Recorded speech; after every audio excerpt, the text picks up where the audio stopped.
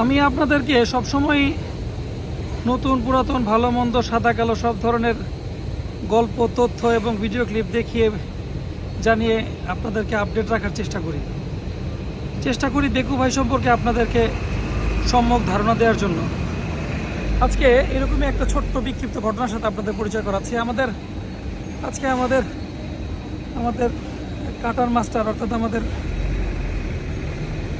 দেখতে পাচ্ছেন আমাদের বেকুটা আজকে পায়ে ব্যথা পাইছে। আমাদের বেকু তার চাকা থেকে সরে গেছে, অর্থাৎ চেইনটা ডিসপ্লেস হয়ে গেছে। খুব করুণ একটা পরিস্থিতি। চাকা দেখতে পাচ্ছেন, এখান থেকে আরেকটু ভালোভাবে দেখলে বুঝতে পারবেন এটা একদম এলোমেলো হয়ে গেছে। আজকে ওকে আবার ওর নিজস্ব প্লেস মতো আনতে যথেষ্ট বেগ পাইতে হবে।